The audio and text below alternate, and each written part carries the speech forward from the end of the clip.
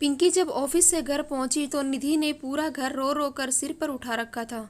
पिंकी को देखते ही उसकी मां ने राहत की सांस ली और निधि को उसकी गोद में पकड़ाते हुए कहा, नाक में दम कर रखा है। गरिमा 1 मिनट के लिए भी चैन से नहीं पड़ पाई। पिंकी बात सुन कर के कुछ नहीं बोली और निधि को गोद में लेकर बाथरूम में चली गई। पिंकी ने बाथरूम से आकर चाय का पतीला चढ़ाया और साथ में सब्जी काटने लग गई। और उसके बाद पिंकी चाय पीने के साथ साथ निधि को सुलाने की कोशिश भी करने लगी। निधि की सोने के साथ साथ पिंकी की आंखें भी झपकने लगी। इतने में ही मम्मी कमरे में तूफान की तरह आती है और बोलती है, पिंकी थोड़ी बहुत मदद मेरी भी करा दिया करो। मेरे जीवन में तो सुख है ही नहीं, पहले बच्चों की जिम्मेदारी उठाओ और फिर उनके बच्चों की। पिंकी बोली, अरे मम्मी, निधि को सुलाते सुलाते मेरी भी आंख लग गई थी। ऐसा कहकर पिंकी फिर से रसोई में घुस गई। पापा मम्मी के लिए परहेजी खाना और गरिमा के लिए हाई प्रोटीन डाइट और खुद के लिए दोनों में से जो भी बच जाए। जब पिंकी रात की रसोई समेट रही थी तब तक निधि उठ गई थी। पिंकी की रोज की यही दिनचर्या हो गई थी। मुश्किल से 4 घंटे की नींद पूरी कर पा रही थी। पिंकी ने निधि के लिए पहले दूध गर्म किया और उसके बाद धीरे से अपने कमरे का दरवाजा बंद किया। अगर निधि की आवाज़ जरा सी भी बाहर आती तो मम्मी सुबह उठकर चिल्लाने लगती थी। पिंकी की जिंदगी कुछ समय पहले तक कुछ अलग थी। गेहुआ रंग, मदमस्त मुस्कान और घुंघराले बाल।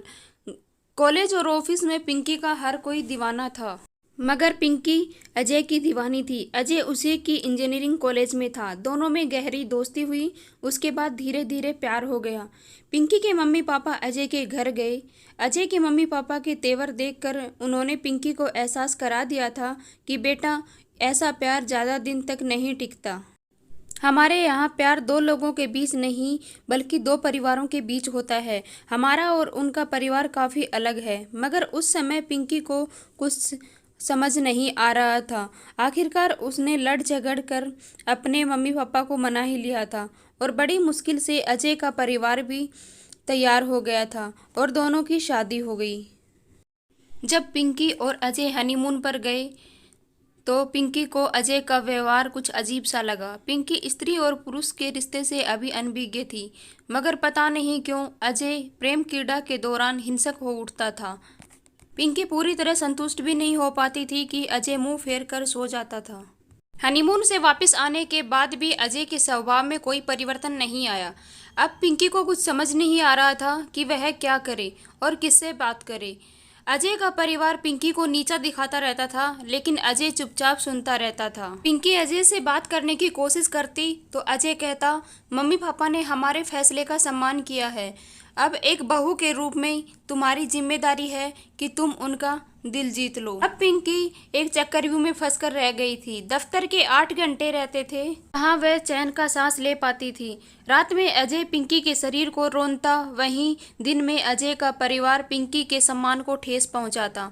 अब पिंकी को एक बात तो समझ आ गई थी कि चाहे लव मैरिज हो या अरेंज मैरिज, समझौता तो हमेशा लड़की को ही करना पड़ता है। इस बीच पिंकी गर्भवती हो गई थी। पिंकी को लगा शायद अब उसके रिश्ते की जड़ें मजबूत हो जाएंगी। निधि के जन्म के बाद भी समस्या ज्यों की त्यों बनी रही। अब पिंकी की जिम्मेदारी और अधिक बढ़ गई थी। रात में निधि और घर की जिम्मेदारी और दिन में दफ्तर को देखते देखते पिंकी एक कंगाल जैसी हो गई थी।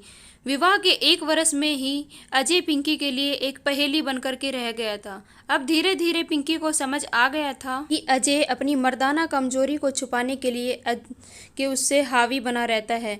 पिंकी हर संभव प्रयास करती थी कि उसकी कोई भी बात से अजय को ठेस ना पहुंचे, लेकिन एक दिन ज़्यादा अति हो गई थी। तब पिंकी ने अपना सामान और निधि को गोद में उठाया और अपने मायके चली गई। पिंकी के मम्मी पापा हक्के बक्के रह गए। पापा गुस्से में बोले, पहले अपनी मर्जी से विवाह किया और अब यहाँ आ गई हो। तुम्हारी इन हरकतों की वजह से गरिमा की जिंदगी पर क्या प्रभाव पड़ेगा।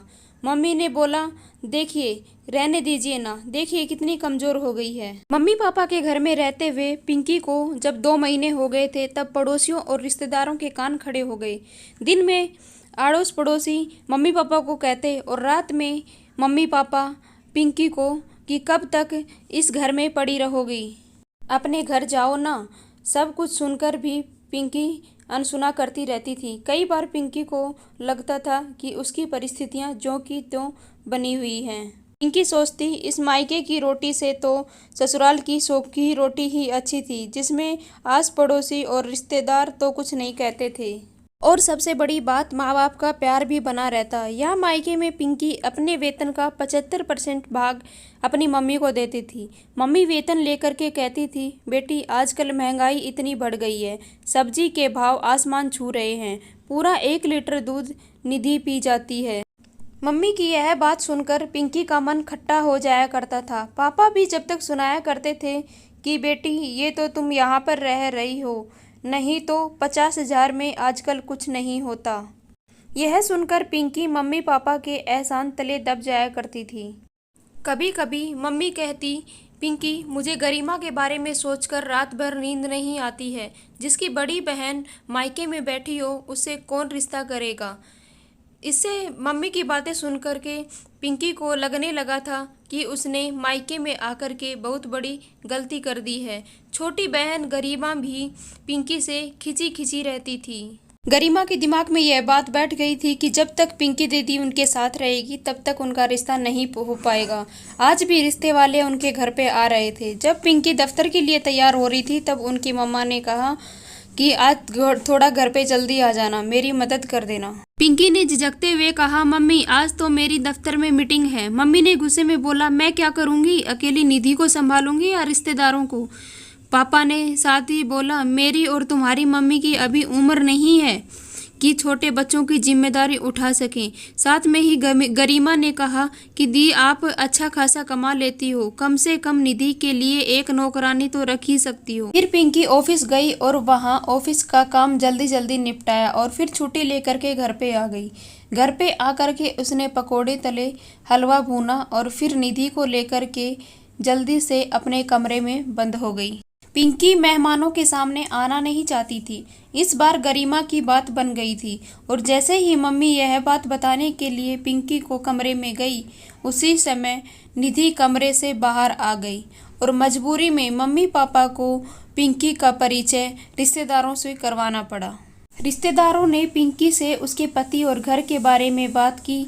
तब पापा ने बात संभालते हुए बोला, अरे पिंकी तो अभी आपके आने से पहले आई है, हमें निधि से बहुत प्यार है इसलिए आती जाती ही रहती है। लड़के वालों की तरफ से लगभग बात पक्की थी। पूरा परिवार बहुत खुश था। मम्मी पिंकी से बोली, देखो बेटी अब तुम तुम्हारे घर जाने के बारे में सोचो, गरिमा को तुम्हारी गलतियों की सजा नहीं मिलनी चाहिए। पिंकी मन ही मन सोच रही थी कि उसके मम्मी पापा इतने पत्थर दिल कैसे हो सकते हैं।